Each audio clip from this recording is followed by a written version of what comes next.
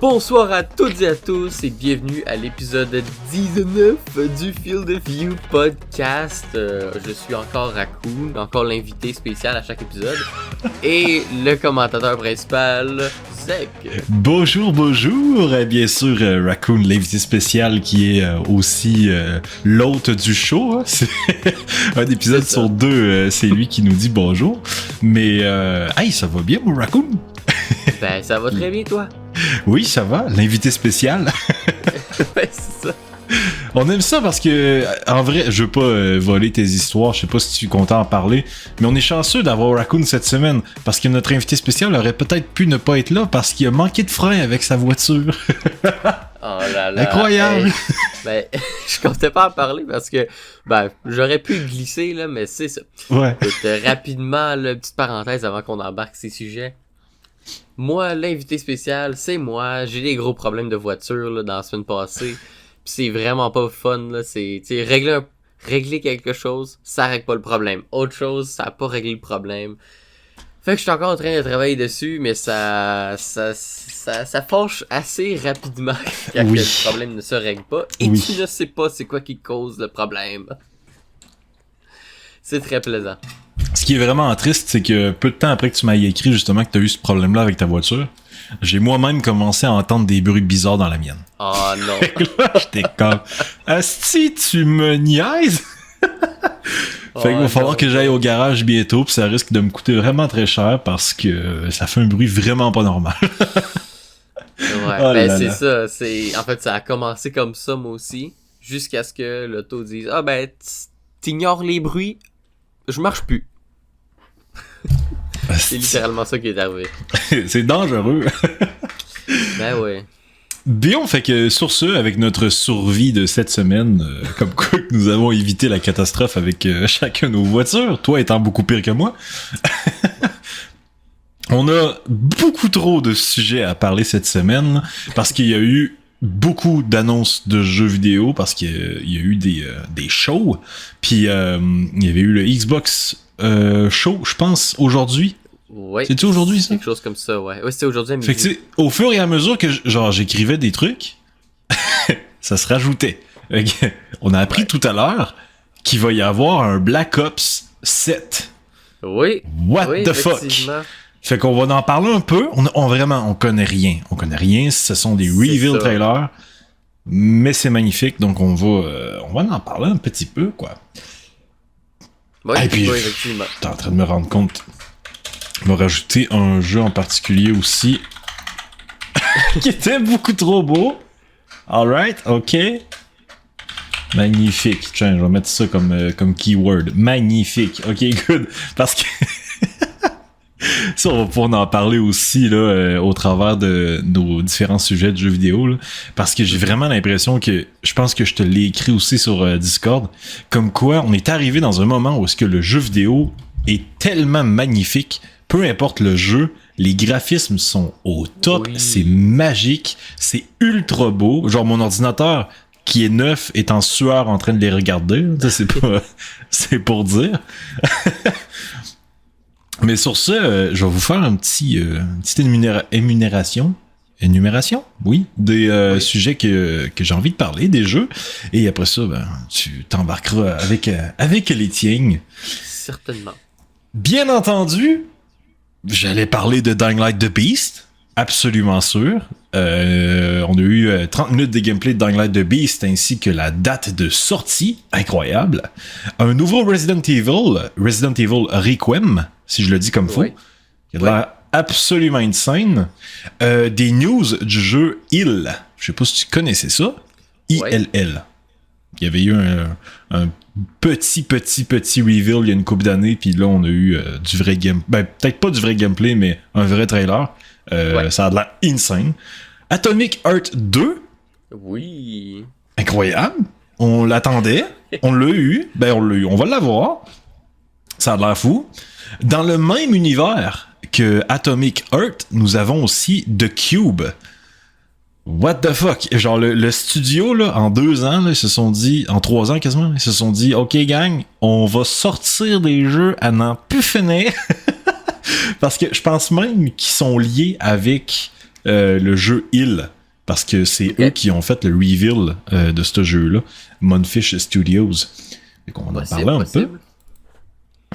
The Witcher 4, c'est ça le jeu que j'ai rajouté avec le keyword magnifique. Nous avons aussi 007 First Light. Ça, pour en parler, monter un peu le trailer. Un nouveau Scott Pilgrim vs. The World qui a été fait par un studio québécois. Incroyable. Et Black Ops 7, qu'on va en parler aussi un petit peu avec un petit reveal où est-ce qu'on connaît pas grand-chose, mais on va pouvoir lancer nos suspicions comme ça dans l'air et voir si on a raison dans quelques mois. Effectivement, t'as tout à fait raison. En fait, le thème là, va pas mal être similaire parce que moi aussi, mes jeux, je te dirais, la majorité, là, c'est identique à ce que t'as dit parce qu'en fait, les événements de jeu, ben, on les regarde ou qu'on voit les nouvelles passer. Donc, c'est normal qu'on a les mêmes jeux. Donc, j'avais mis Resident Evil, j'avais mis le Dying Light de Beast, oui. J'avais mis Black Ops 7 aussi, et les autres que j'avais mis, peut-être que t'avais pas mis, c'était un résumé du lancement de la Switch 2 qui s'est passé cette semaine en fait. Ouais. Le 5, et là on est le 8 au moment qu'on enregistre. Donc ça s'est fait cette semaine, le lancement de la Switch 2. Le jeu, une nouvelle par rapport au jeu Hollow Knight Silk Song. Ok. Oui, c'est vrai, je l'ai entendu aujourd'hui, ça. Oui, exactement. Aujourd'hui, donc c'est sûr que je vais pas avoir toutes les nouvelles, là, mais c'est fou. En fait, c'est terminé il y a quelques heures, là, à peine. Ouais. Et je vais être honnête, j'ai pas fait mon devoir de recherche parce que j'ai passé la journée à jouer à Clair Obscur, puis je suis à la fin, là, je suis en train de le terminer, donc je voulais pas arrêter. Je l'ai pas encore fini, mais j'ai à peu près 1 heure là, restante du jeu, là, donc... Parfait, ça. je l'ai torché, puis ma blonde était à côté de moi, puis ma fille, puis on était dans le salon, puis c'est pas le jeu de l'année, c'est le jeu de la décennie. Ok. Je vais être 100% honnête. Un vrai vendeur. Ah oui, 1000%. Et aussi, mon dernier point, c'était le jeu Pragmata, qui y en a beaucoup qui ont entendu parler depuis à peu près 2018-2019. Oui, on avait eu un petit teaser, si je me rappelle bien. C'est ça. Exactement. Ouais, ça a l'air spécial comme jeu. Ça aussi, je me l'avais écrit, mais je connais tellement rien, j'ai même pas eu le temps de checker que finalement, je l'ai pas mis. Exactement. Donc, c'était pas mal mes points. Exactement. Parfait. Hey, j'ai quasiment envie qu'on commence avec la Switch. Parce qu'il y a des trucs à dire. Ouais. C'est drôle. C'est triste. C'est drôle, c'est triste, c'est cool. Il y a plein d'émotions.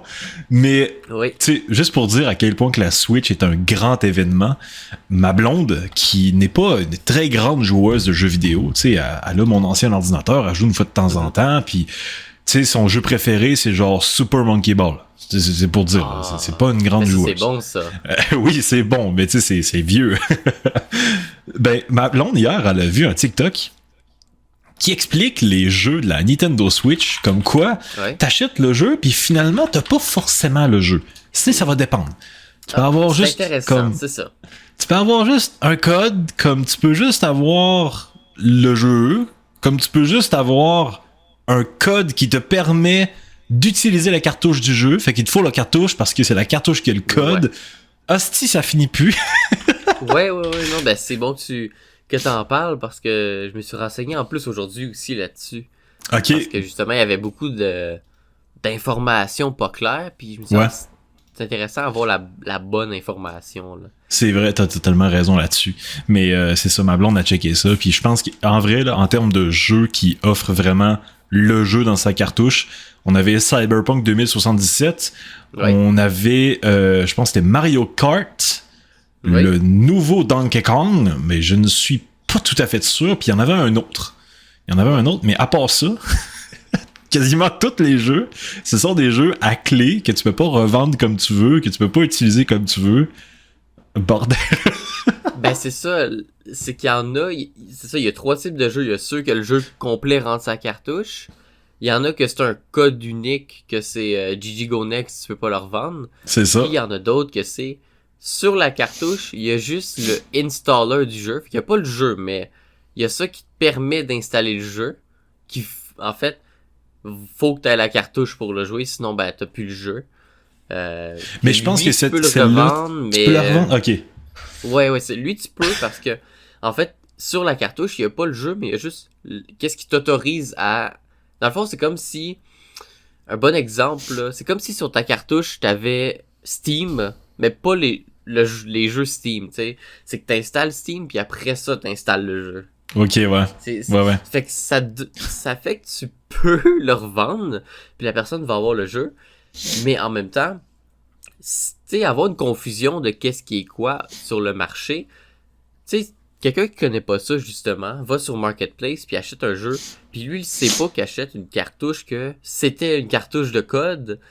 Ben là, t'achètes une cartouche vide après ça va venir mélangeant, là. Ça va tellement arriver, ça. Ça me semble que je vois, genre, la maman qui se veut être cool avec son kid, qui achète un jeu sur Marketplace en pensant faire une bonne affaire, puis finalement, c'est la cartouche qui a juste un code à unique utilisation. Puis elle l'a vendu, genre, elle l'a acheté à 40$. C'est triste, terrible. Mais ça va arriver. Puis, on s'entend, on parle de jeu. Il y a eu le lancement de la Switch, puis il y a plein de points à parler. Mais à part la nouvelle console, qui est pas rien de nouveau, c'est juste des upgrades à ce qui existait déjà. C'est tellement, là, on prend un pas de recul. C'est décevant parce que c'est quoi les nouveaux jeux qui sont sortis? Mario Kart World. Point barre. Ouais, c'est ça. Tu sais, c'est... Tous les autres jeux, là, surtout moi je pense à Donkey Kong que je trouvais qu'il avait de l'air intéressant. Il est pas encore sorti. Il y a un nouveau Kirby, je pense, pas encore sorti. T'sais, tous les jeux qui vont sortir dans 2-3 mois, là. C'est incroyable. Mais ça qui est triste un peu avec le gaming moderne, c'est que au fur et à mesure qu'il y a des nouvelles consoles qui sortent, on voit pas trop l'utilité parce que les mêmes jeux vont être accessibles partout sur toutes les consoles. Parce qu'en fait, à moins qu'on parle genre de des jeux de malades comme The Witcher 4, là, graphiquement parlant, c'est sûr qu'il pourra pas être sur toutes les plateformes, mais ça reste qu'aujourd'hui, un jeu va être compatible avec quasiment toutes les plateformes possibles et imaginables parce que il y a tellement de monde sur tellement de plateformes différentes. Je veux dire, c'est incroyable. Tu sais, je veux dire, on en parlait la semaine passée. Subnautica sur téléphone. Tu sais, c'est vrai. On vit vraiment dans une époque où est-ce que le jeu est accessible partout. Fait que Nintendo, ils ont pas besoin, tu sais, d'avoir plein de jeux dans la console à la sortie qui sont Day One, parce que justement, ce sont les mêmes jeux. Les gens vont jouer aux mêmes jeux. Tu sais, ils vont juste mettre ça dans leur console puis profiter des améliorations sur un jeu qu'ils jouaient déjà. Ben c'est ça le point. C'est... je prends un exemple par exemple. C'est quoi les noms? Les deux Zelda là, Tears of the Kingdom et l'autre, c'est comme regarde, on a une nouvelle console qui te coûte plus cher qu'une PS5.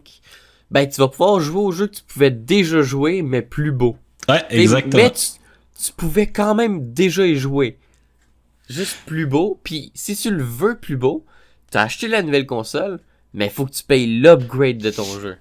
Ah là là, ils font un peu à la Sony avec The Last of Us 2. Donnez-nous 10$! Et pour avoir l'impression de ne pas trop vous faire arnaquer, on vous a mis un petit mode de jeu supplémentaire. Puis les prix ont monté, si tu veux. Quelqu'un, là, t'achètes la Switch 2, puis t'achètes pas le bundle avec Mario Kart World. Si moi, je vais aller au magasin acheter Mario Kart World tout seul, c'est 114$. C'est incroyable. C'est fou, là, les prix qui montent, là.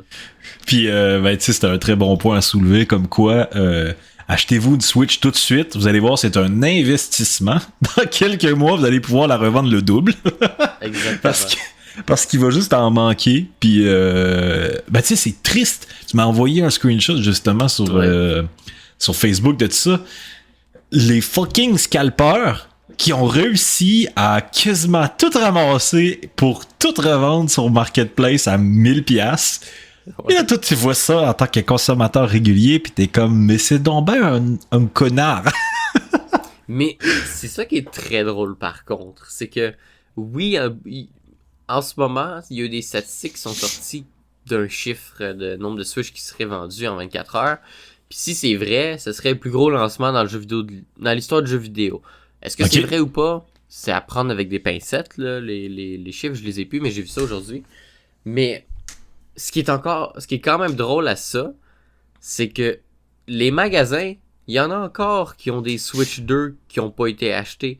Fait que les scalpers, là, ils gagnent pas tant que ça dans l'histoire, parce que tu regardes Marketplace, 1000$ ta Switch 2. Tu regardes Best Buy qui en ont encore comme 2-3 au prix régulier, qui est quand même cher, mais moins cher. Ben, le scalper va pas se faire acheter.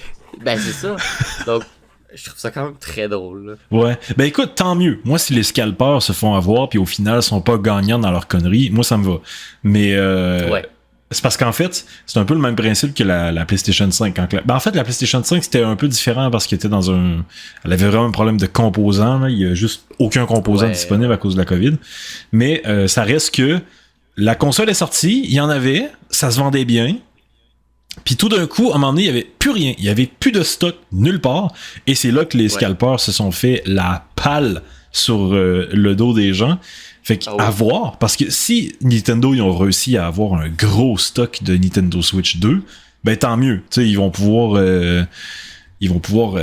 répondre à la demande sans problème. Mais si au contraire, ils s'en ont prévu suffisamment pour le lancement, mais pas pour maintenir comme une courbe croissante de vente, on va peut-être se retrouver dans le même problème. Mais ça, c'est que le temps qui va nous le dire. J'ai 3 points que j'avais notés très facepalm par rapport à la Switch 2 que c'est sorti justement il y a quelques jours. La journée de sa sortie, il y avait c'était dans un seul magasin là, c'est pas un problème général. C'était un seul GameStop à New York que qu'est-ce qu'il faisait pour les gens qui avaient précommandé leur Switch qui sont venus le chercher à minuit. Ben ils prenaient une brocheuse puis ils taquaient la facture sur la boîte de la Switch. Mais il taquait la facture sur la boîte de la Switch, puis ça perçait l'écran. Oh, tabarnak! Fait que toutes les précommandes dans ce GameStop-là, il y avait toutes des Switch avec 2 trous de tackers dans l'écran. Mais c'est incroyable! Mais GameStop, c'est quand même beaucoup, mais tu sais, 12 heures plus tard, on dit c'est bon, on a réglé le problème, on a confisqué l'attaqueuse dans le GameStop, puis tous ceux qui ont eu le problème vont se faire remplacer leur Switch 2 pour une autre Switch 2. Ça a été rapide, mais c'est quand même très fail de la part du magasin. Mais en même temps, il y a aussi le packaging, tu sais, parce que les gens qui ouvraient la Switch, ils levaient le dessus, et t'avais même pas 1 mm entre l'épaisseur du carton puis l'écran, là. Il y a même pas de protection, là. Ce qui est quand même assez... Hey, c'est surprenant. Ben, c'est ça. L'écran regarde vers le haut, puis il y a rien qui la protège, là. C'est juste du carton. Fait que c'est quand même assez surprenant, là. Mais bon. Je me demande s'ils vont être vendus plus cher, les Nintendo Switch avec les 2 trous dans l'écran. Avec le temps, sont rares. Ben, quasiment, c'est ça. Puis j'avais vu aussi, il y en a qui ont ouvert leur Switch 2. Puis que... Oh non! Oh non! Quelle surprise! Ils avaient un joystick drift déjà en partant. Je l'ai vu. J'ai vu un article là-dessus comme quoi que c'était pas mieux puis qu'il allait avoir le joystick drift malade. Oh là là! Ils ont dit quand même... Bon, Nintendo ont dit que tous les joysticks drift allaient être remplacés gratuitement si tu vas sur leur site, le support. Tu fais une demande, tout va être remplacé gratuitement. Mais ça reste que le problème est encore là. Parce que les mêmes joysticks, là. En fait, ils ont perdu, justement, je sais pas si c'était juste au Québec ou si c'était vraiment dans le monde entier, mais même aujourd'hui, si t'as une Switch premier du nom qui a un joystick drift, techniquement, sont censés te la remplacer gratuitement, la manette. Donc, c'est ça. Voilà. Pour les gens qui sont pas au courant et qui ont un joystick drift depuis 8 mois, là, ben vous pouvez faire la demande. C'est ça, exactement. Mais c'est sûr qu'ils vont essayer de te faire travailler pis dire ouais, mais là, tu sais, c'est pas de ta faute ou ils vont pas faire oui, c'est parfait, tu sais.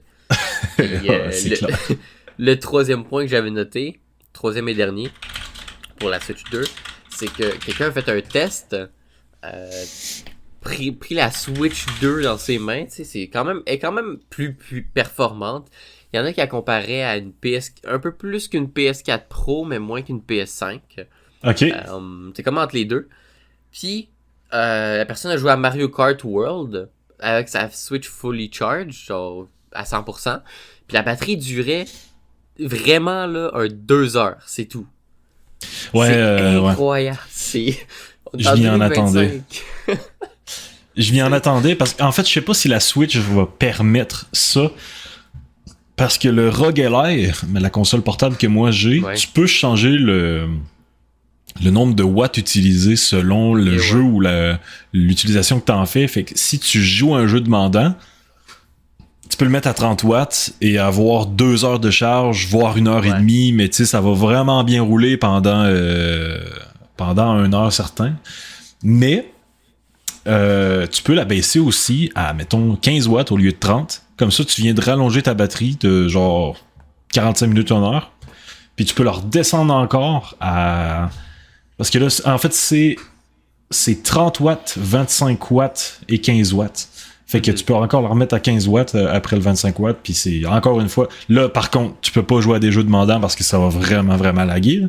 Mais des jeux, des petits jeux chill, relax, qui se jouent bien, qui sont pas trop demandants, ça fonctionne super bien. Là. Je jouais à du Subnautica, justement, avec du 15 watts, puis ça allait bien. Donc, voilà. Ouais, je sais pas si elle a la Switch 2, là. Je sais pas. Je pourrais pas te dire. Je l'ai pas acheté, donc... Ouais, c'est Chris. En même temps, on comprend, hein, parce que c'est money. Oui. Le seul YouTuber que j'écoute qui l'a acheté, c'est Some Ordinary Gamer. Moudahar. Je sais pas si tu l'écoutes, là. Il est canadien, justement, puis il est allé se la chercher. Lui, il est allé, justement, la nuit, avant l'ouverture, il s'est installé, puis finalement, il y en a eu une. Il était sûr qu'il allait pas en avoir, mais finalement, il y en a eu une. Puis, tu sais, il a dit que elle est décevante parce que c'est littéralement juste une Switch. Mais il y a certaines améliorations qui sont bonnes. Puis tout particulièrement pour Cyberpunk 2077, comme quoi le jeu joue vraiment très bien. Il est vraiment très beau, puis c'était comme la belle surprise. Donc, comme quoi, il y a de l'espoir. Il y a de l'espoir jusqu'à ce que t'ailles le joystick drift. Là, t'es comme tabarnak! C'est ça. Tu sais, c'est bien de savoir que ça roule Cyberpunk d'une façon X ou Y, mais on s'entend... Si tu veux jouer à des jeux d'autre qualité, tu te diriges pas d'aller acheter ça pour une Switch. Là. Non. C'est ça, le but d'une Switch, c'est juste pour un peu l'univers Nintendo, des petits jeux faciles à rouler, tu sais, dans tes mains, tu joues dans ton salon. C'est vraiment une console familiale. Eux, c'est ça leur marché. Là. Ouais, c'est ça. Fait que dans le fond, ils ont pensé au papa qui a pas le temps de jouer, qui a acheté une Nintendo Switch 2 pour ses enfants. Puis finalement, il a envie de jouer un peu, lui et tout, ben ils ont sorti Cyberpunk pour lui.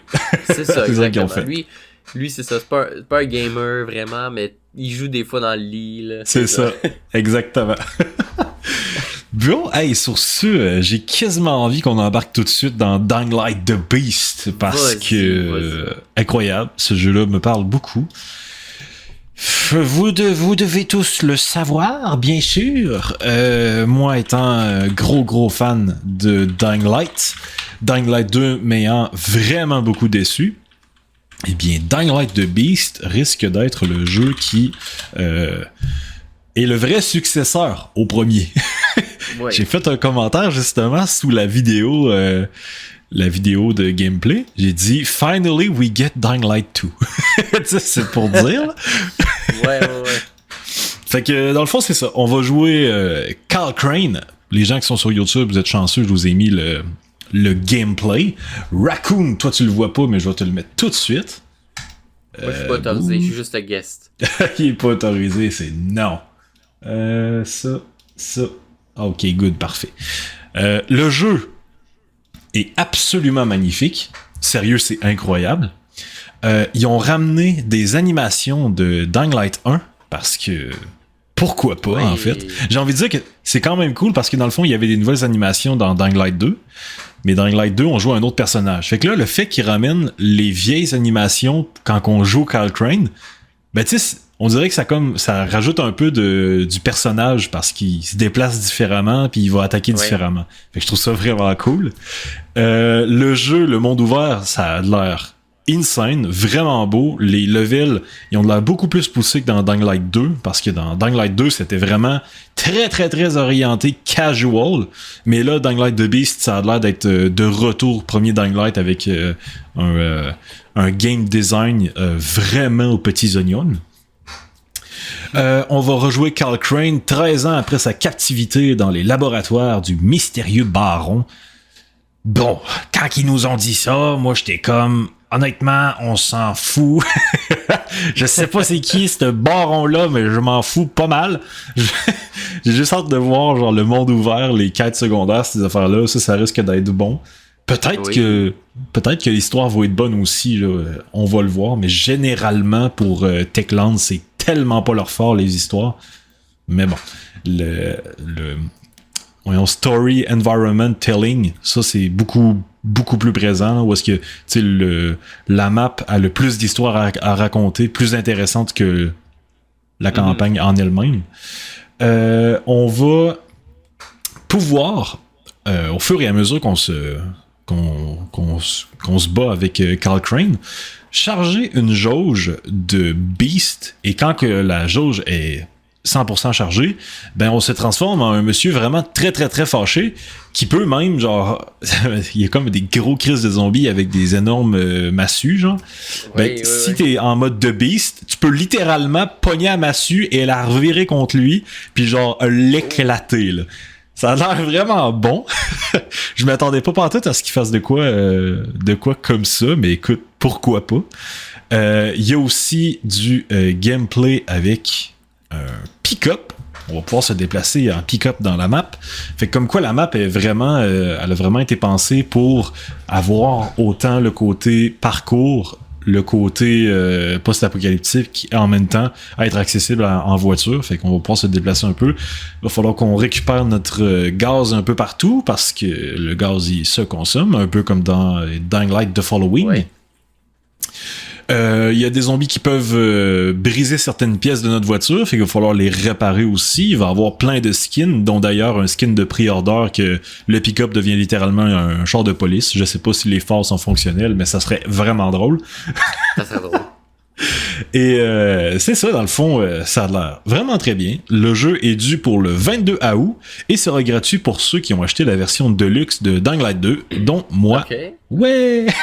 Ouais, jeu gratuit. Je suis bien content parce qu'en vrai, là, c'est spécial. Ils sont pas faciles à suivre Techland avec Dying Light The Beast. Parce que, dans le fond, Dying Light The Beast n'était pas censé être Dying Light The Beast. À la base, c'était censé être un DLC 2 pour Dying Light 2 avec le même personnage, justement, que dans Dying Light 2. Qui fait juste comme continuer. Puis finalement, ils se sont dit, OK, on va ramener Carl Crane, on va faire un standalone. Genre un DLC standalone là, qui va se vendre comme un jeu à 40$. Mais finalement, cette semaine, ils nous ont dit que le jeu était tellement complet qu'ils vont le vendre comme un vrai jeu. Donc, il va être 79,99$. Oh, et okay. Ouais, c'est pas la même game. Hein? 40$ et 80$, c'est pas la même game. Mais selon... un jeu complet, je pensais que t'allais juste me dire en qualité, pas en prix. Ouais, non, c'est ça, les deux, apparemment. Mais encore là, j'ai hâte de voir. Honnêtement, j'ai peur que ça se revire contre eux autres, là, parce que déjà qu'à la base, c'était censé être un DLC gratuit pour Dying Light 2. Maintenant, c'est rendu un standalone. Puis en plus de ça, c'est rendu un jeu complet, full price. Au moins, ce qui est vraiment cool, c'est qu'ils ont gardé leur promesse de nous laisser le jeu gratuit pour les gens qui ont la version de luxe. Ça, un minimum de respect. Hein. C'est quand même cool. C'est quand même respectueux. Puis je pense que cette décision-là a été prise surtout parce qu'ils ont vu là, qu'il y avait beaucoup de problèmes. Puis que le 2, ça a plutôt flop. Là. Ouais, très probablement. D'ailleurs, je suis retourné un peu sur le 2... aller jouer un peu parce que tu sais ça va être le même gameplay là, ça va être le même parcours et le parcours est excellent là. Le gameplay est le fun, mais calisse que le Dying Light 2 je suis pas capable. Genre j'ai joué un peu pis j'étais comme ça me tente plus, je vais attendre Dying Light The Beast à la place, puis j'ai juste changé mon review sur Steam, j'ai fait achetez pas ça. Attendez Dying Light The Beast. Donc, voilà, ouais, 100%. c'est quand même triste, mais j'attends ça avec impatience, sérieux, ça va être cool. Surtout en coop, et d'autant plus s'il y a du PVP. Ils ont pas dit rien là-dessus, mais s'ils mettent du PVP, oh là là! Dying Light 2, le vrai Dying Light 2 va complètement disparaître de ma mémoire. Et Dying Light 2 va devenir Dying Light the Beast. Donc, voilà. Ben content. Puis on va voir ce que ça va donner le 22 août. Disponible sur Steam, Epic Games, Xbox et PlayStation. Donc, pas de Switch 2. Ce qui me surprend quand même. Parce que Dying Light 2 était disponible sur la Switch en streaming. Fait que moi, je me suis dit, la Switch 2, ils vont être disponibles? Même pas. Peut-être prochainement. Ça vient de sortir, donc peut-être qu'ils vont l'annoncer quand ça sort ou ouais, peut-être. Après. On va bien le voir. Fait que c'est ça. Je vais te laisser avec un autre sujet, un autre de tes jeux. Je pense non, mais j'ai un des jeux qu'on avait en commun. Je pense que ce serait bon de parler. Ok. Même si, moi, je suis pas un grand fan, mais c'est quand même toujours intéressant d'en parler. Black Ops 7. Oui! Le nouveau Call of Duty qui a été annoncé aujourd'hui même. Black Ops 7. C'est ça. C'est ceux qui connaissent Black Ops 1 à 6, ben c'est le 7e, ce coup-là. Et moi, ce que j'avais noté, pourquoi je l'avais noté, plus spécifiquement, c'est pas nécessairement parce que c'est juste un nouveau jeu. C'est parce qu'ils ont annoncé que le jeu allait sortir sur les consoles, donc PS5, Xbox Series S, X, probablement PC. Je penserais pas sur la Switch parce qu'ils sortent plus de Call of Duty. Mm-hmm. Mais ils l'ont annoncé sur la PS4 et Xbox One. Oh non! Là, oh là là! Pour moi, c'est un gros red flag. Oui. Parce que ça veut dire qu'ils ont adapté leur jeu pour PS4, Xbox One, ce qui veut dire que c'est encore les vieux moteurs qu'ils utilisent, qui veulent pas upgrader. Je sais que leur raison, c'est on veut rendre ça accessible. Ok, mais on s'entend, les PS4, là, c'est rendu des jets privés, là, c'est ta part, puis tu peux t'envoler, puis te faire un œuf dessus, là. C'est pas une bonne nouvelle, là. Tu veux savoir c'est quoi que ça me fait penser et vraiment ça m'attriste très profondément si ça se reproduit? Ouais. Black Ops 3 sur... Je pense que c'était sur PlayStation 3. Je sais pas si tu avais joué à cette catastrophe, mais... J'avais joué à la PS4 version... Ouais. C'était-tu la PS4? Faut croire que c'était la PS4. Tu sais, il y avait la PS4. Ouais, c'est ça. C'est parce que dans le fond, c'est tellement une version du jeu affreuse. Ah, on dirait que ça sort de PlayStation 2. mais genre, c'est incroyable. Il avait annoncé Black Ops 3 disponible sur PS4, Xbox One, PC. Puis là, tout d'un coup, en bas à gauche, c'était écrit genre PS3 puis Xbox 360. Et la version qu'ils ont sorti là-dessus, c'était une version pas finie, mais pas pantoute. Graphiquement parlant, il y avait aucun graphisme, là. C'était genre des textures grises, là. Il y avait rien. Ouais. Le jeu était abandonné dès la sortie. Il n'y a même pas eu les DLC. Et il était vendu plein prix. Est-ce qu'on va réassister à ça? J'ai comme peur. Ouais, ben c'est ça le problème avec les Call of Duty, c'est que ils veulent vraiment le rendre accessible, mais c'est toujours la même histoire, c'est qu'ils sont comme 1 ou 2 ans en arrière avec leur moteur de pas juste nécessairement graphique, mais aussi de performance. C'est comme ils te sortent un jeu par exemple là avec la génération des PS5, Xbox Series, mais c'est niveau PS4, tu sais, c'est pas fort ça. là. Et là là, mais bon, pour les gens qui sont intéressés, sachez que nous allons incarner dans le solo David Mason, donc le personnage principal de Black Ops 2. Il va réavoir l'ennemi de Black Ops 2 que j'ai complètement oublié son nom. Ouais, je sais plus. Je me souviens juste de Cordis DA. Quel est le nom du méchant? Je le sais pas. mais apparemment, ça va jouer autour de ça. Il va réavoir un zombie. Un mode zombie. Ça va être intéressant. Ouais. En vrai, je vais le voir, là, parce que là, dans Call of Duty Modern Warfare 3, c'est-tu ça? Le dernier qui ont sorti. Il y avait un zombie, justement. Non, c'était... Il y a tellement des codes, ça n'a aucun sens. Black Ops 6 Cold War, je pense. Ah, ça, c'était affreux. Ouais, justement, il y avait un zombie dégueulasse que j'ai tellement pas aimé. Modern Warfare 3 qui ont sorti récemment, il y a une couple d'années. Lui aussi, le zombie, c'était dégueulasse. Vraiment, pas en tout le zombie classique qu'on aime. Je pense qu'on a même pas besoin de citer des jeux spécifiques. Ça fait des années que le zombie en général est pas bon. Exactement. Même moi, je suis pas un fan des Call of Duty. Je joue pas récurremment, pas du tout, là. Mais j'ai joué au mode zombie avant. Puis là, chaque fois que je les vois, je me dis non, ça me donne pas envie d'y retourner. C'est ça. Mais pas du tout, là. Moi, je les ai réessayés par bonne foi, tu sais. Mon ami, il jouait beaucoup à ça, puis il était comme, bon, ben viens jouer avec nous autres. Là, j'étais comme, ok, je vais me forcer, je vais me prendre un abonnement, genre Xbox Game Pass, j'achèterai pas ce jeu-là de la merde. Puis, première game, on a fait l'Easter egg. Puis là, j'étais comme, mais tabarnak, c'est donc un plate! Tu sais, habituellement, ça prenait comme 1 mois, 2 mois, asti, à la communauté pour trouver toutes les Easter eggs. Puis là, la Day One, asti, c'était fini. Il fallait que... C'est ça. Puis si t'étais avec ton groupe d'amis, chacun avait sa tâche, puis il fallait faire littéralement des devoirs pour savoir qui fait quoi, comment, combien de temps, etc. Puis ça te prenait, là... Tu commençais là, à 7h le soir, puis tu peux finir à minuit, 1h, là, parce que fallait pas que tu le manques, puis là, c'est comme... Tu fais ça en... Une demi-heure, t'as fini, puis... C'est ça. C'est incroyable. C'est vraiment triste. Bon, peut-être que tout d'un coup, il y a une moustique qui les ont piqué, puis tout d'un coup, ils vont retourner vers les anciens zombies, puis tout le monde va être content. Je l'espère. S'ils font ça, honnêtement, il y a des chances que je l'achète. Si c'est un zombie à la Black Ops 3, là... Ouais. Intéressant. Si c'est un zombie à la Black Ops 2 aussi, c'est intéressant. Parce que Black Ops 2 zombie aussi, j'avais bien aimé. Exactement, mais sinon, si pour le tester, comme nous ou pour tout le monde, la Game Pass, c'est le point positif. Tu payes un abonnement quand c'est en rabais, là, à comme 5$ par mois. Ouais. Tu te prends un mois, tu joues au Call of Duty, puis c'est tout, là.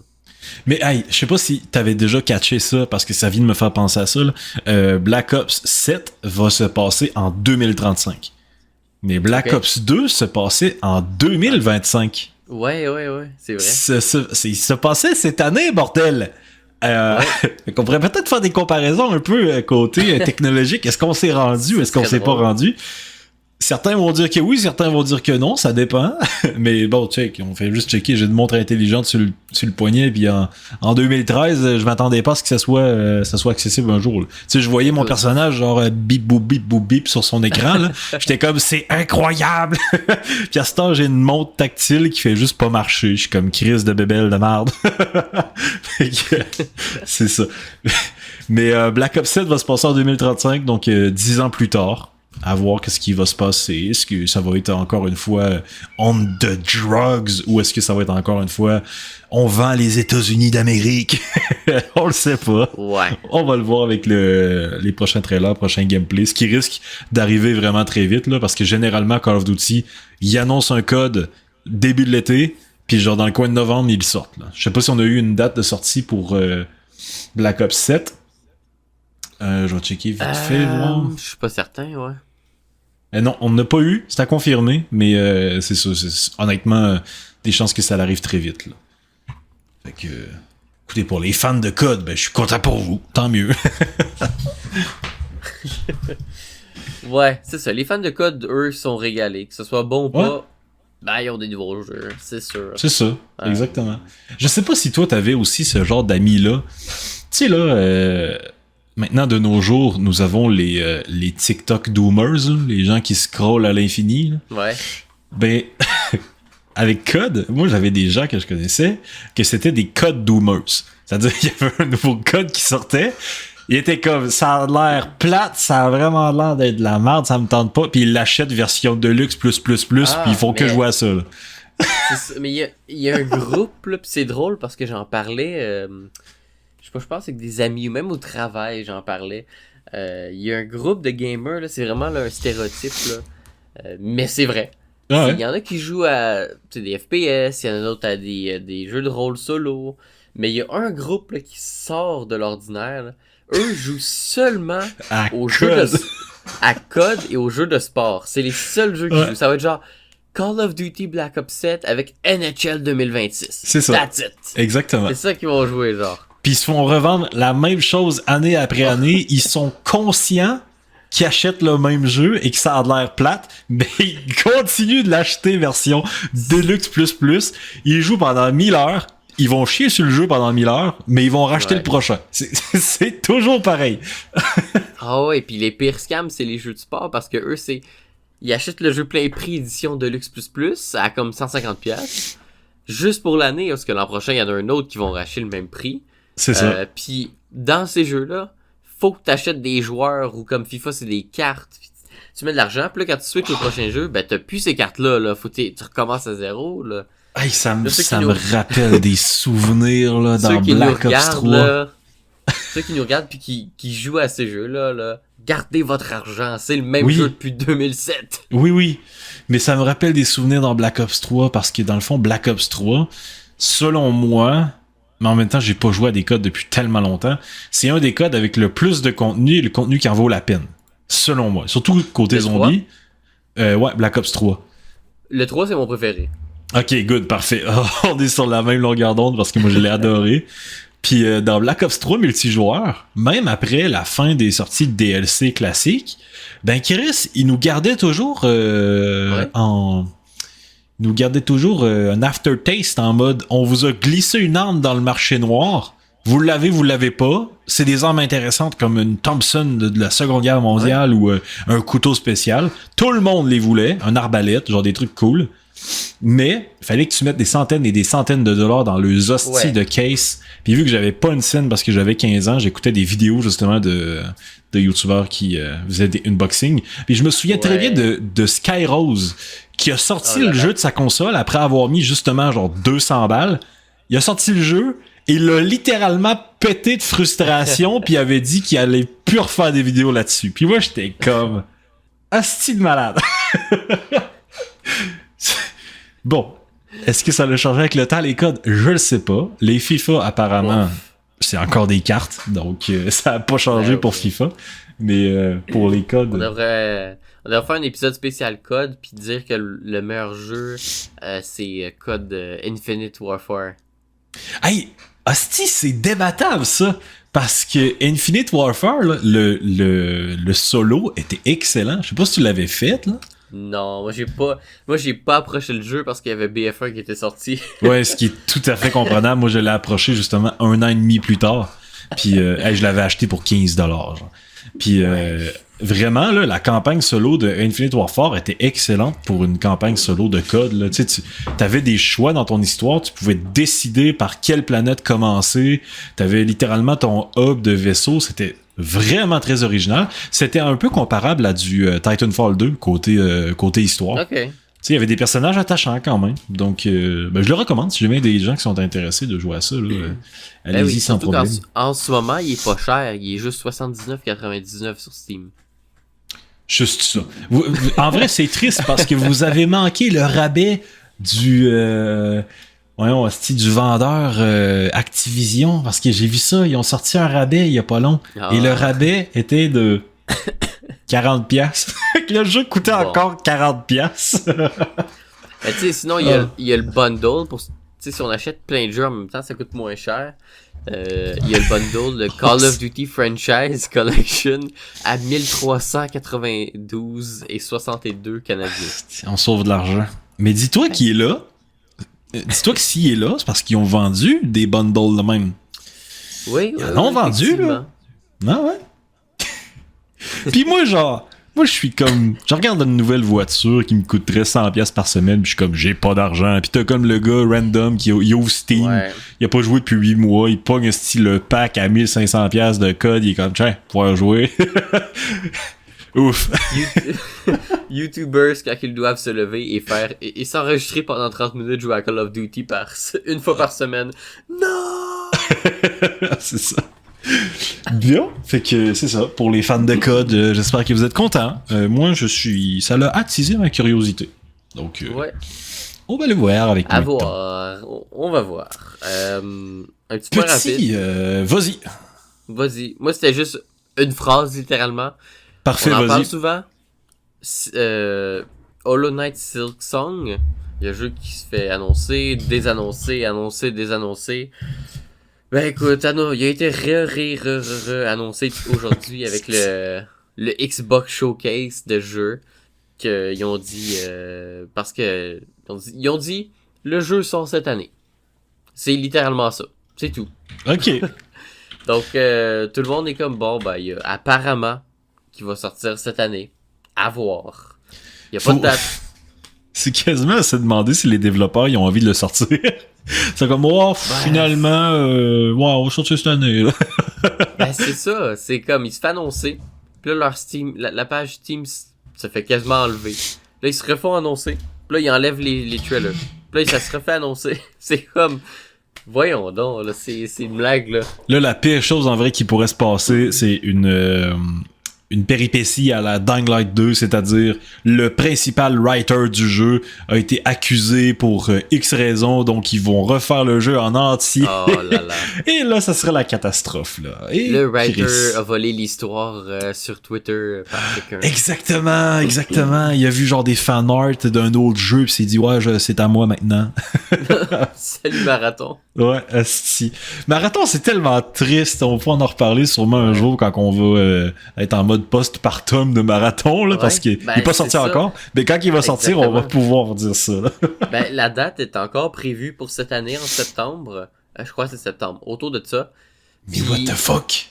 Mais c'est un gros jeu. Puis il était même pas là dans le PlayStation State of Play de cette semaine. Ils ont tout annulé, c'est sûr. Ils en ont pas parlé, puis il était supposé avoir une campagne là, de publicité énorme ce mois-là. Là. C'est incroyable. Hey, l'argent. C'est une perte. L'argent garoché dans la toilette, c'est incroyable, sérieux. Bonjour Concorde 2. Oui, c'est ça. Ben, Chris, honnêtement, ça me surprendrait pas qu'il soit annulé, le jeu, là. Parce que refaire les parties qui sont problématiques doit coûter une fortune, et le jeu était censé être terminé. Et en plus de ça, il était censé être terminé, mais les gens l'aimaient pas. Et là, faut qu'il retravaille, et les gens l'aiment toujours pas. Donc, au calice, c'est pas facile pour Marathon. Nope. Mais bon, écoute, pour parler quelque chose de peu plus positif, avant qu'on embarque dans l'énorme glacier qui est Munfish Studios, les gens qui sont derrière Atomic Heart, The Cube, puis le reveal de Hill, j'ai quasiment envie qu'on parle de Resident Evil Requiem, parce que Chris, ça a l'air bien.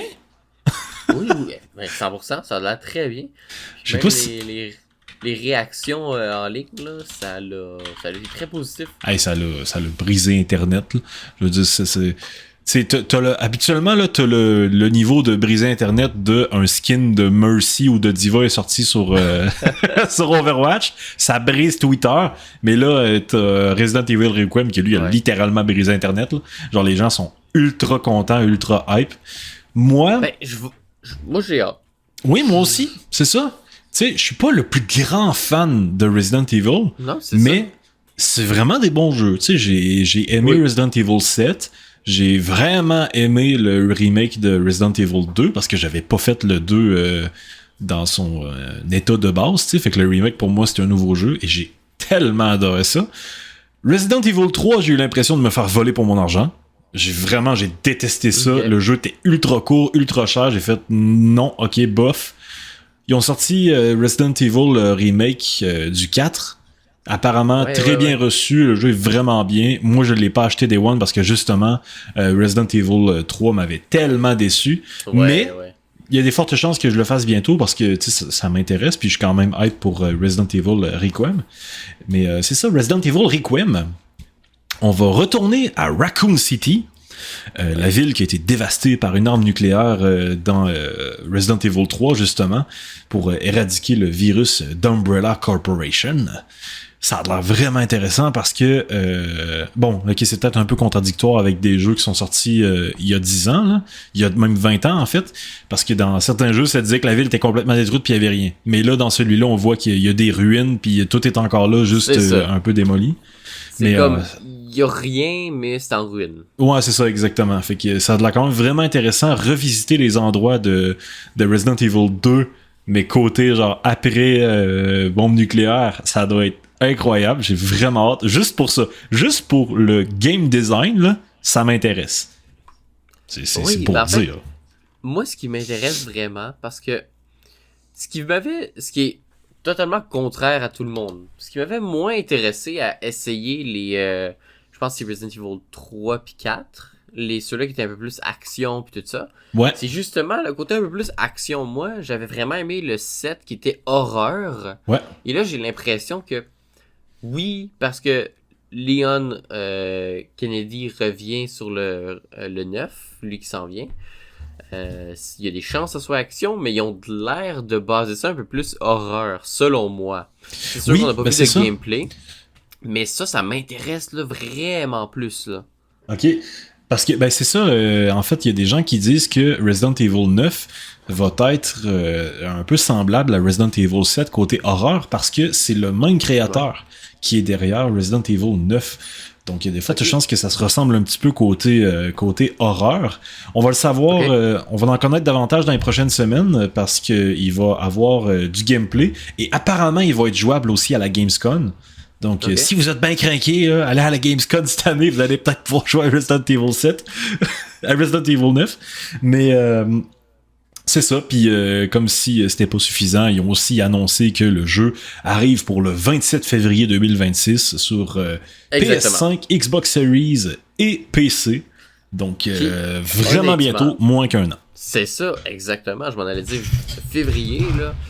C'est très bientôt. On se dit 2026, c'est loin. Ouais. Attendez, là, on est déjà en juin. Là. Tu sais, on est techniquement là, les gens ils voient pas ça passer, mais on est plus proche de 2026 qu'on est proche de 2024.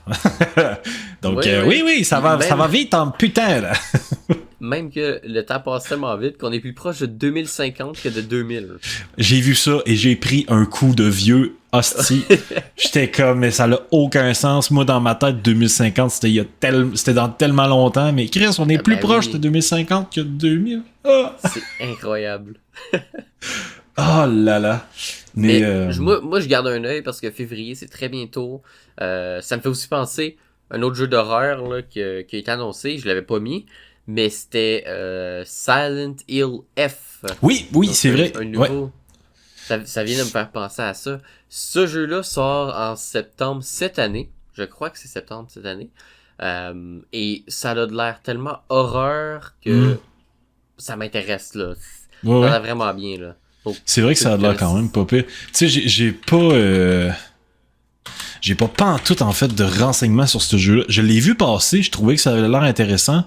Je voulais en parler, mais il y a tellement de putain de jeux annoncés que je ne sais plus de quoi parler. Ça n'a aucun sens. Exactement. Parce que j'ai l'impression que ça fait 3 ans qu'on n'a pas de jeu. Genre, où les jeux qui sortent sont vraiment décevants, sont très moyens. Puis là, c'est comme... annonce après annonce, c'est des jeux qui m'intéressent, que j'ai tellement hâte de jouer, que j'ai tellement hâte de voir. Tu sais, on est parlé du dernier épisode, là, mais le 13, il y a The Altar qui sort, puis il y en a même un autre que j'ai oublié. Tu sais, c'est pour dire, il faudrait que j'aille revoir l'épisode dernier. Mais c'est ça, le 13, il y a deux grosses sorties qui m'intéressent. Il y a tellement de jeux, je les oublie. C'est incroyable. C'est fou, là, parce que c'est quasiment suffisamment de sorties et d'annonces de jeux pour me faire oublier Hytale. C'est pour dire. Oh là là. Parce que ça reste toujours dans le fond de ma tête, là. Mais ça me fait quasiment oublier Hytale, là. Fait que c'est fou, là. Il y a des jeux en Grèce. Oui. Non, mais c'est ça. Puis c'est tous des jeux back-à-back qui sont intéressants. Puis on en a déjà parlé il y a comme plusieurs semaines. Mais d'après moi, ce qui a un gros impact là-dessus, c'est le fait que GTA 6 sort pas cette année. Ouais. Peut-être. Il y en a beaucoup qui se disent on sort nos jeux cette année, on les annonce, sont prêts, écoute, presque prêts, on les annonce puis ça sort vite, là. Comme, Ouais. par exemple, février, tu sais, fin de l'année, tu sais, tout est comme vraiment dans la même période, là. Ça fait beaucoup de sens, sérieux, parce que les gens, c'est sûr, là, les studios voudront pas sortir leur jeu en même temps que le mastodonte gigantesque qu'est GTA 6. Par contre, il y a de l'air d'avoir un petit courageux au fond de la pièce qui a l'air de vouloir se confronter au plus grand. Je sais pas si t'avais vu, c'était qui, là? Des hosties de malades? Non? Apparemment, Battlefield 6 serait prévu pour l'été prochain. Oh là là, ils ont vraiment pas pris leur bonne date. Bande de malades! Oh là là. Juste checker vite fait, là. Mais ouais, normalement... Ok, d'accord. Bon, là, c'est selon l'IA de Google, mais apparemment, il devrait arriver avant la fin de mars 2026. Mais j'avais aussi vu justement des articles qui disaient qu'il allait peut-être arriver pour l'été prochain. Donc, l'été de 2026. Et s'ils prennent l'été de 2026, là, je pense que ça va donner vie à des memes géniales. Là. Tu sais, là, genre le level 1 Doge contre le level 5000 gigantesque dragon. Mafia Boss, ouais. Ouais, ben je pense que ça va dépendre des playtests et les feedbacks qu'ils vont avoir pour décider s'ils sortent plus tôt ou non. Parce que, tu sais, on s'entend, si ça donne un résultat comme marathon, ce qui m'étonnerait, là, ils vont pas le sortir vite. Ils vont dire, OK, on va donner plus de temps avant d'annoncer une date pour voir qu'est-ce qui se passe.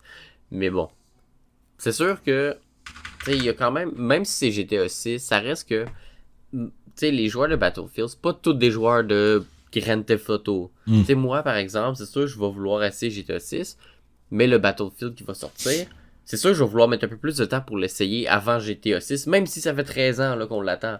Les Battlefield, moi aussi, je trouve ça tout le temps intéressant, les concepts, comment que le jeu est présenté, là. Puis c'est surtout que la hype de ces jeux-là, qui est malheureux, c'est tout le temps plus court. Donc tu vas être dans la hype, là. Ouais, c'est vrai. Mais dans un sens, j'ai envie de dire que t'as raison, mais dans un autre, j'ai envie de dire, je pense qu'on est des cas à part. Parce que ça se peut très bien. Habituellement, je suis comme tout seul dans ma bulle, puis je me hype tout seul sur des jeux, puis je suis comme tout seul dans ma liste d'amis qui est intéressé par ces jeux-là. Mais là, le fait que je côtoie des gens à l'école qui, écoute, ils ont les mêmes passe-temps que moi, tu sais, c'est des gros gamers, eux autres aussi, là. Et quand il y a un trailer de GTA 6 qui sort, je vais te dire, il n'y a plus aucun jeu qui existe. Là. C'est sûr, écoute. GTA 6 et il n'y a plus rien d'autre de sujet pour la journée. Là. Donc, on va le voir avec le temps. Là. C'est sûr. Oh, non, je suis d'accord avec toi. Moi, ce qui me fait rire, là, puis des fois, là, j'ai vraiment l'impression d'être le seul bizarre. C'est quand que je parle avec des amis gamers ou tu sais qui jouent à des jeux FPS ou peu importe, puis que je leur parle. Meilleur exemple. Clair obscur, là. Moi, je suis en amour. C'est un jeu, c'est pas un petit jeu indé, là. C'est un jeu qui va être nominé Game of the Year, puis que, je vais être honnête, a des fortes chances de gagner Game of the Year. C'est pas juste parce que je l'aime, c'est parce que dans les jeux de l'année, jusqu'à maintenant, c'est le gros jeu. Puis, je mentionne ça, puis je dis à un ami gamer, tu sais, le jeu, tu sais, je l'aime, pis c'est une scène, etc., etc., je travaille de le finir, pis c'est mon jeu de la décennie, là, pas de l'année.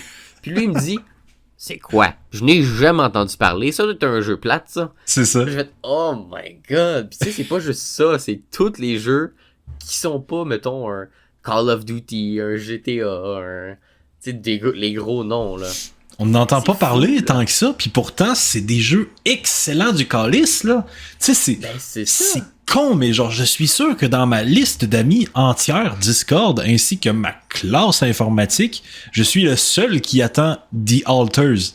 Puis pourtant, ça a l'air excellent. Tu sais, genre, dupliquer son personnage et avoir des histoires dans un vaisseau aussi où il y en a un qui se coupe le bras parce qu'il veut plus travailler avec toi. Tu sais, je veux dire, c'est incroyable comme jeu. Mais il y a personne qui attend ça pour moi. Non, mais c'est ça qui est exactement. Puis c'est de mon côté. De mon côté, c'est comme mettons Stellar Blade, qui moi était un grand fan. Ben il y a personne qui connaît ça, là, je te le garantis, il y a personne dans mes amis qui connaît ça, là. Même si je vais voir Steam, là, même si le jeu n'est pas encore sorti, même pas dans la wishlist de personnes, puis j'ai des centaines d'amis, là. C'est ça. Fait que c'est comme, t'as raison, on est peut-être dans notre bulle, puis on est tout seul, là. Hostie, c'est incroyable. Et bon, fait que, écoute, en parlant de petites bulles, qu'il n'y a pas personne qui est hypé pour ces jeux-là, j'ai envie d'en parler d'un autre qui, moi, m'intéresse depuis quand même un bout. On avait vu un petit teaser. Ça avait de l'air gore dégueulasse, mais vraiment cool. Puis là, on a eu j'ai pas envie de dire du gameplay, parce que ça avait l'air scripté en tabarnak. Mais, ça a l'air excellent. Ill. Donc, malade.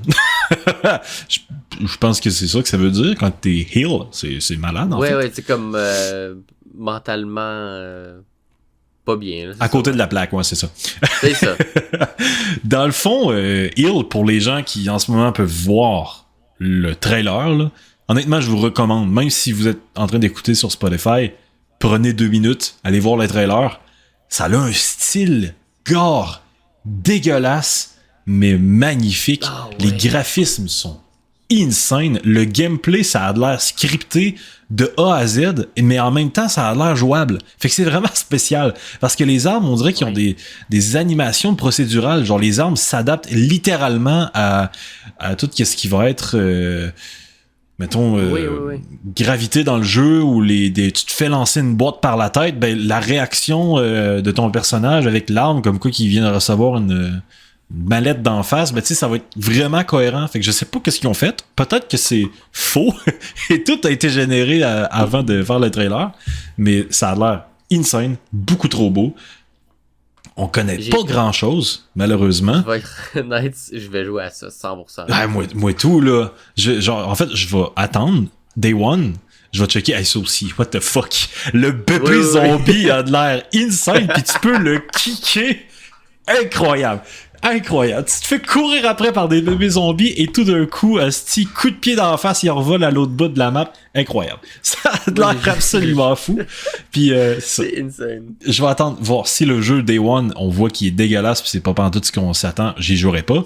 Mais si au contraire, je vois que c'est une bonne surprise, j'aurai plus de vie pendant une semaine. Là. Ça va être incroyable.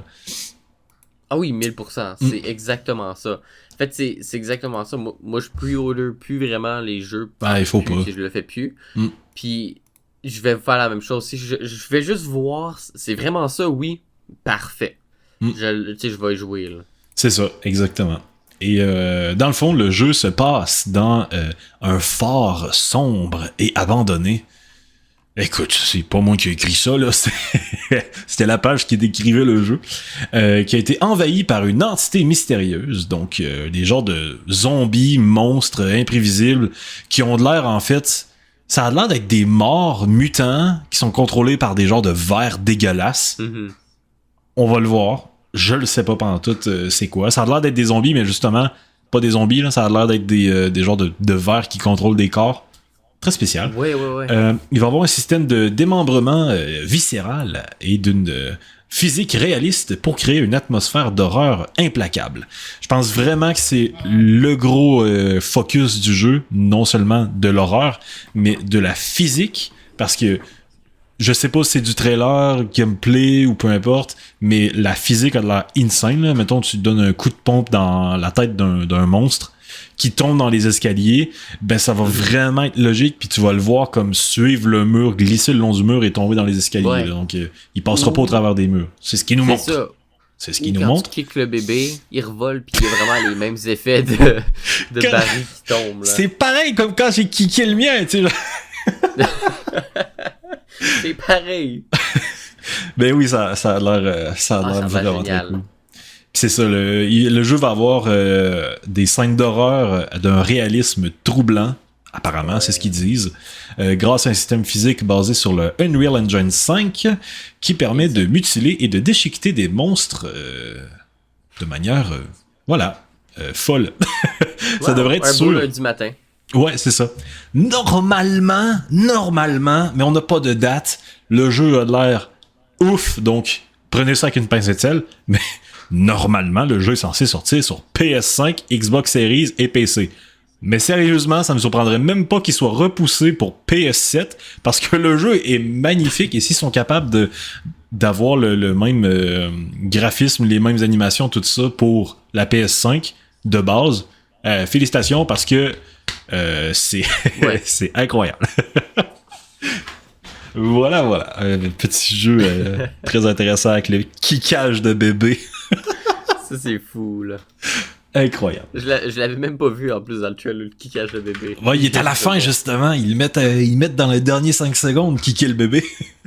C'est incroyable. Mais ce qui me surprend, d'ailleurs, c'est que, dans le fond, le studio, Monfish, c'est un studio russe. Et je sais plus, mais il me semble que la Russie ont quand même des lois qui viennent restreindre un peu les jeux. Fait que le fait que tu puisses kicker des bébés, ça me surprend. Oui, ça me surprend. C'est clair qu'ils vont être interdits en Chine. Ça, c'est sûr et certain, parce qu'en Chine, ça va être, ouais. les bébés zombies sont illégaux. T'as pas le droit d'avoir un bébé zombie dans ton jeu. Incroyable. Ouf. Là, je viens de dire de quoi de gros, là. Vous me vérifierez, mais la dernière fois que j'avais checké, c'était ça. Puis c'était la raison pourquoi est-ce que dans Dying Light 2, il n'y avait pas mis de bébé zombie. C'est parce que dans Dying Light 1, il y avait eu des problèmes. Donc, voilà. T'avais-tu d'autres jeux, toi, que tu voulais parler avant qu'on continue sur notre lancée Monfish? Moi, j'en avais un dernier qui était mon dernier point. C'était le jeu Pragmata. Oui. Qui a été annoncé le PlayStation State of Play début de cette semaine. Pragmata est un jeu, c'est pas nouveau, le nom. Ça a été annoncé en comme 2019, disant que ça allait sortir 2020, initialement, avec un petit trailer. Par la suite, en 2020, ils ont repoussé en 2021. 2021, ils ont repoussé en 2022. Ainsi de suite. Puis là, ils ont ça. Je crois, 2023, ils ont été silence radio. Puis là, ils sont revenus cette semaine pour dire ça sort en 2026. Puis là, ils ont comme fait une joke à la fin du trailer qui dit oui, le jeu existe vraiment, là. Ça sort vraiment en 2026. C'est ça. Un jeu assez intéressant. C'est assez futuristique. On va le voir dans le trailer là, pendant qu'on le joue sur YouTube, ceux qui le voient visuellement. Tu vas jouer un espèce de personnage principal. J'ai pas encore saisi l'histoire, parce que je regardais plus le visuel avec quoi ça va de l'air. Tu vas jouer un personnage principal dans le mix espace puis planète. Puis tu vas avoir une fille sur ton dos, une petite fille qui va t'aider avec des comme je m'en ai dit des pouvoirs, mais c'est plus de la technologie / pouvoir à combattre des ennemis dans l'histoire, etc. Le jeu a de l'air vraiment bien. Ça me fait penser à un mix de justement une espèce de mix de Gears of War puis Nier Automata, avec moins le côté sanglant, mais le combat là, donc ça m'intéresse, c'est Capcom aussi, donc c'est toujours des bons jeux la majorité du temps, donc à voir. Vraiment, j'ai hâte de voir s'ils vont avoir une écriture des personnages un peu à la The Last of Us, parce que techniquement c'est un peu ressemblant, tu sais, c'est une petite fille avec un monsieur qui à la base ne se connaissent pas, je pense, puis ils doivent comme subir plusieurs épreuves difficiles. À la base, ils se connaissent pas pantoute, parce que tu le vois dans le trailer, il dit « Who are you? » Puis là, elle se présente, fait que... Ok. C'est ça. Fait que c'est vrai, t'as pas d'un bon point, ça va être ce principe-là. Puis selon moi, ça va être assez populaire parce que souvent les jeux que t'as une connexion entre deux personnages, d'accompagnement là, justement de Last of Us, ça fonctionne bien en général. Ouais, c'est ça, parce que en fait, ce qui est fou dans le jeu vidéo, puis même chose en fait pour les films, si jamais il y a un game director qui nous écoute ou un gars qui fait des histoires de jeux, ouvrez grand vos oreilles. Les joueurs aiment quand que les relations des personnages grandissent avec la connaissance du joueur. Fait que, admettons, tu commences à jouer, tu vas jouer ton personnage principal, ben les personnages que ton personnage principal connaît déjà, on n'a aucune affinité avec eux autres parce que nous, on n'a rien vécu avec eux. Mais si au contraire, au fur et à mesure de l'histoire, on rencontre des personnages, même je pense qu'on pourrait faire un excellent parallèle avec le jeu qui a gagné Game of the Year. Non, c'est pas vrai, il a même pas gagné Game of the Year, mais tout le monde s'attendait à ce qu'il gagne Game of the Year. Là. J'ai oublié le nom. C'était vraiment très très populaire. Si j'ai le logo en tête. C'est quoi? T'as un peu... De l'an dernier?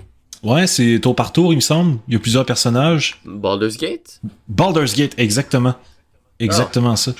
Tu sais, on peut prendre l'exemple de Baldur's Gate parce que les joueurs rencontrent les personnages au fur et à mesure. Ok. Il avait gagné Game of the Year, mais c'est 2023. Ok, c'est ça, c'est parce que je me mêle avec 2024, là, ça va beaucoup trop vite. Ouais, non, c'était 2023. Hey, déjà 2 ans, wow. C'est incroyable. Mais c'est ça, dans le fond, les joueurs découvraient les personnages en même temps dans l'histoire que le personnage principal. Fait que c'est pour ça que les gens étaient attachés à leur personnage. C'est parce que t'as grandi, t'as vécu des histoires avec eux, puis t'as appris à les connaître de la même manière que le personnage principal du jeu a appris à les connaître. Donc, faites ça, c'est très bien. On aime les personnages à ce moment-là. La preuve, regardez ce que ce que The Last of Us 2 a fait comme réaction chez les gens. Vous allez voir tout de suite que l'amour est très présent. Ben oui, c'est ça, exactement. Quand ça se passe. Donc, voilà, intéressant. Va suivre ça de près aussi. Écoute, j'avais même pas eu le temps de checker le trailer. J'avais vu des extraits. J'étais comme, moi, ça a l'air bien. Je vais en parler pendant le podcast. Puis finalement, c'est qu'il y a des jeux. C'est incroyable. Bon, fait que un autre jeu. Écoute, ça fait déjà 1h15 qu'on enregistre. J'ai encore terminé. 1, 2, 3, 4, 5 jeux. Tabarnak, ça finit plus. Mais écoute, je pense que je vais juste parler de 2 jeux. On va se concentrer là-dessus, puis au pire, je parlerai des autres la prochaine fois. Peut-être 3. C'est ça. À voir. De toute façon, parle de ce que tu veux. Puis de toute façon, je viens de penser à des points, mais ça rallongerait beaucoup trop. Mais qu'on peut apporter le prochain épisode, fait qu'on fera comme une partie 2. Ouais, ok, parfait. Bon, écoute, j'ai envie que on le glisse vite fait, parce que sérieux, c'est magnifique, là. C'est une tech démo, donc c'est pas du gameplay. Ça, c'est important là, à le souligner. Mais ça reste que c'est vraiment beau. The Witcher 4, qui s'est montré sous un autre jour, je pense plus tôt cette semaine, là. C'était une tech démo, donc c'était pas du gameplay. Mais le jeu est tellement magnifique et les développeurs y ont montré des animations aussi qui vont essayer de glisser dans le jeu, là.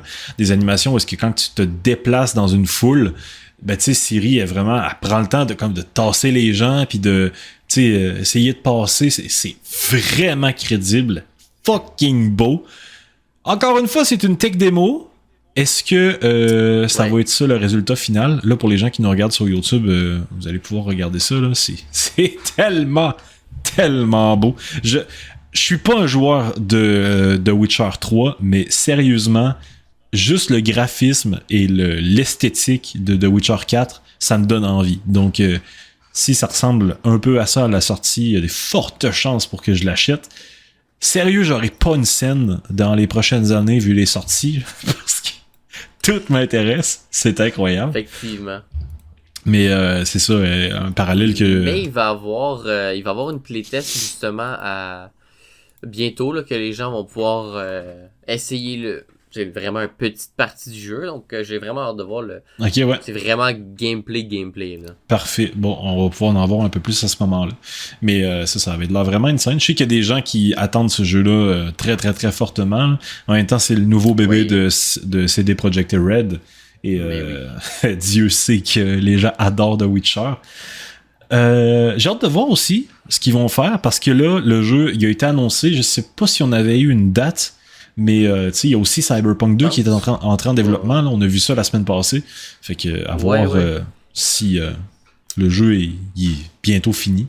Parce que je pense que la majorité du studio qui était sur le jeu, donc on va le voir si ça va sortir assez vite. Mais voilà, ça me hype. La tech démo est absolument magnifique. Voilà. Oui, aussi, ça me hype, j'ai vraiment hâte de voir plus. Ouais, j'ai pas plus de détails, tu sais, je me suis pas vraiment renseigné hyper de fou, mais quand j'ai vu justement la tech démo, j'étais abasourdi. Incroyable. Ça me hype. Oui. Bon, ok, vite fait. Parce que là, j'avais envie justement de parler un peu de Witcher 4. On va continuer avec Atomic Heart 2 et le jeu qui est censé le suivre, vraiment spécial, qui s'appelle The Cube. Donc... Atomic Heart 2, pour les gens qui ont fait le premier du nom. Juste mettre vite fait un trailer pour les gens sur YouTube. Et voilà. Atomic Heart 2, c'est la suite directe du jeu à succès, on va le dire. Ça, c'est quand même très bien vendu. Je l'ai même pas fini, mais c'était excellent comme jeu. Ouais, c'était c'est vraiment ça. le fun. C'était vraiment bon. Je sais que moi, je jouais sur mon ancien ordinateur, puis c'était comme pas hyper fluide. Fait que quand j'étais arrivé dans l'espèce de wannabe semi-open world, ça laguait beaucoup trop. J'ai fait, OK, fuck it, j'arrête. Mais j'ai adoré le jeu pour le moment où c'était fluide. Là, avec mon nouvel ordinateur, c'est clair que je vais le refaire. Mais c'est ça, la suite directe de son prédécesseur. Il suit ainsi les événements suivant la fin du jeu.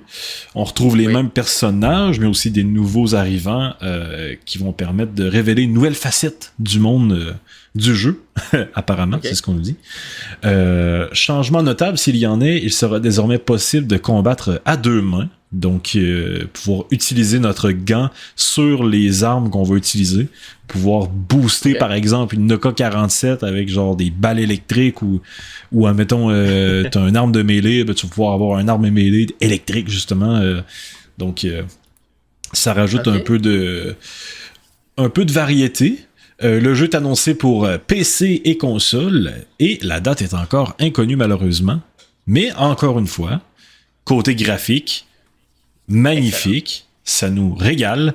Le style artistique aussi, c'est absolument fou, là. Genre, moi, j'adore tellement l'espèce de Fallout, mais de communiste de l'Union soviétique. J'adore ça. 100%. Je trouve ça magnifique. Et puis, là, pour les gens qui sont en train de voir le trailer, ça me fait un peu penser, parce que le jeu, il va se vouloir semi-open world. Quand même spécial. Open world ou semi-open world, là, c'était pas clair. Mais ça me fait un peu penser à du Star Wars. Parce que dans le Star Wars, il va y avoir plusieurs races qui vont se retrouver dans des bars, genre, puis on va pouvoir comme aller chercher des contrats, puis pouvoir les travailler. Ben Chris, c'est un peu le même principe. On le voit dans le trailer, il y a un bar avec plusieurs personnages, différentes races, des robots qui vont t'apporter des trucs. Fait que je me dis, Chris, c'est un petit parallèle à faire quand même. Je trouve ça intéressant. Ça a l'air quand même cool. On va finalement avoir Star Wars Outlaw. C'est ça, exactement. Mais, sérieux, écoute, si c'est ça qu'ils font, puis ils agrandissent l'univers de Atomic Heart pour se rapprocher un peu d'un wannabe Star Wars, là, où est-ce que ça va même jusque dans l'espace, tout ça. Sérieux, I'm all here for it. Ça m'intéresse grandement. Et, oui, 100%. Pour les gens qui sont pas au courant, c'est un jeu à vue à la première personne, qui ça se veut un peu horreur, mais en même temps, c'est pas un jeu qui va te faire peur, c'est juste que c'est des robots de l'Union soviétique qui maintenant sont diaboliques. Donc ça crée des moments drôles, là, parce que le monsieur qui est censé laver le plancher, ben, il a envie de t'arracher la tête. Donc ça crée des moments spéciaux. Mais c'est un style vraiment très original, artistique, très original. Et puis, il va y avoir des véhicules aussi, ça je l'ai pas mentionné. Il va y avoir des véhicules. J'ai hâte de voir ce que ça va donner. Ils ont montré aussi The Cube, qui est un jeu, encore une fois, dans l'univers de Atomic Heart. Juste mettre rapidement le trailer. Qui, celui-là, va être un MMORPG. What the fuck? MMORPG en première personne, avec possibilité d'avoir le jeu en third person si vous préférez. Juste descendre un peu. Se déroulant dans l'univers de Atomic Heart, comme son nom l'indique, il se déroule au cœur d'une gigantesque structure géante appelée The Cube. Donc, le cube, en fait, il est en constant déplacement. Je sais pas en tout ça va être quoi la répercussion sur le gameplay avec ça. Mais c'est ça, il va avoir les mêmes styles de robots, les mêmes armes que dans Atomic Heart. Il va avoir un épicentre de phénomènes de plus en plus dangereux aussi au fur et à mesure qu'on avance dans le jeu. Puis c'est ça, c'est multijoueur, fait qu'on va explorer avec les joueurs des secrets et on va survivre contre l'humanité transformée. Ça a l'air vraiment spécial. On peut courir sur les murs, il va avoir les mêmes capacités que dans Atomic Heart avec le gant spécial. Ouais. De ce qu'on voit, honnêtement, ça me surprendrait pas que ce soit un jeu bourré de skins, là, parce que tous les personnages, en fait, ils ont des skins différents, puis ils ont un style ils ont un style à eux. Fait que ça me surprendrait vraiment pas, vu que c'est un MMORPG, que la customisation soit vraiment mise de l'avant. On va le voir. Mais ça a l'air vraiment intéressant. Sérieux, Je comprends pas. Parce que Atomic Heart, c'est un jeu qui, à la base, se veut quand même, oui, original, mais pas non plus genre grande pompe, on refait Star Wars, tu sais. Mais là, Chris, sont en train de montrer des affaires de fou, de univers étendu, genre d'un cube hostie qui se déplace, puis ça vient changer la map. T'es comme, mais what the fuck? Genre, c'est incroyable, vous sortez ça d'où, tu sais? Genre, non, je sais, je suis d'accord. Le seul truc, en vrai, qu'on peut reprocher, en fait, au studio, c'est triste, mais c'est en lien avec la guerre en Ukraine, parce que c'est un studio russe, donc... C'est sûr. En achetant leur jeu, qu'on le veuille ou non, on paye de l'impôt russe. Et puis ça sert à la guerre. Fait que j'avais vu un article justement là-dessus pour Atomic Heart à la sortie, tu sais, qui disait justement si on veut vraiment pas encourager la Russie, il faut pas acheter le jeu. Ça a pas marché, tu sais, les gens achètent le jeu, là. Je veux dire, ils vont pas s'empêcher de jouer un jeu parce que il y a de l'argent qui s'en va, c'est un pays qui aime pas. Mais bon, la réflexion est intéressante quand même, là. Mais vrai, non, mais c'est... Écoute, c'est très intéressant, puis c'est clair que je vais tout y jouer. Là. Tous les jeux que je parle aujourd'hui, c'est des jeux qui me hype et que je vais tellement torcher, ça va être incroyable. Donc, The Cube va être disponible sur PlayStation 5, Xbox Series X et S et PC, mais sans toutefois préciser la date de sortie. Donc, on va le voir. Mais on va avoir... on devrait normalement avoir Atomic Heart 2 avant. Normalement. À moins qu'ils décident de nous sortir de Cube. Donc, voilà. Désolé, j'ai un chat tout d'un coup qui vient faire des conneries. C'est fou, hein. À chaque début ou fin d'épisode, j'ai des chats qui viennent nous dire bonjour. Bon. Fait que, écoute, moi, ça vient faire pas mal le récap de la plupart des jeux que je voulais parler. Il y en a d'autres. Hostie, ça n'a aucun sens. Il y a un Scott Pilgrim vs. The World fait par un studio québécois, mais je pense que je vais le garder pour la semaine prochaine. Parce que là, ça fait déjà 1h30 qu'on enregistre et je commence à me digérer. C'est vrai. Mais moi aussi, on parle, puis ça me rajoute des sujets sur ma liste. Oui. C'est vrai. Écoute, on a déjà assez pour le prochain épisode déjà, là, on a déjà nos sujets. Fait que soyez là la semaine prochaine. Là. Exactement, c'est incroyable. Plus en plus qu'on en fait, on a l'impression qu'on peut passer des sujets, passer à autre chose, mais finalement, ça fait que grossir, il y a tout le temps de plus en plus de trucs à parler, mais surtout cette semaine, là, c'est incroyable la quantité de jeux qui a été annoncée. Mais on va continuer au pire la semaine prochaine. Dire aux autres que j'ai même pas eu le temps de checker, je vais pas en parler un peu à ce moment-là. Ça va donner le temps de pouvoir regarder un peu plus aussi. Là. Ouais, exactement. Donc, c'était ça. Alright. J'espère que ça vous a plu. J'espère que vous avez aimé ça. C'était un gros épisode de jeux vidéo, mais c'était juste des jeux. Exactement. C'était exceptionnel. Là. On a tout hâte de les essayer, puis c'est tous des jeux qu'on va avoir de plus en plus de nouvelles parce qu'ils s'en viennent. Donc, ça va être très intéressant dans les prochaines semaines / mois. C'est pour dire là, à quel point que c'était une semaine chargée. On n'a même pas parlé de politique, sachant qu'il y a des trucs à dire en tabarnak. Genre, la guerre de bébé entre Trump et Musk, elle est légendaire. Elle est légendaire, mais on n'a même pas le temps d'en parler. Là. C'est pour dire. Exactement. On en parlera la semaine prochaine, là, le temps qu'ils continuent de faire leur guerre. Là. Ouais, exactement. Je vais juste me l'écrire parce que je veux pas oublier ça. Oh shit, on voit... Je suis en train de t'oublier. Trump et Musk. Tiens, toi. Mais oui, avec Cyberpunk 2, ça aussi c'est intéressant. Donc... voilà. N'hésitez pas à partager l'épisode si jamais ça vous a plu. Laissez un like, un petit commentaire. Dites-nous quel jeu vous attendez, parce que calisse qu'il y a eu des reveals, fait que dites-nous quel jeu vous attendez et pourquoi. Au pire, on va vous lire au prochain épisode. Puis, c'est ça. C'était Zek. Et notre invité classique, Raccoon. Le seul et l'unique. Donc, on vous dit à la semaine prochaine. Portez-vous bien et faites attention aux freins de voiture. Bye tout le monde. Au revoir.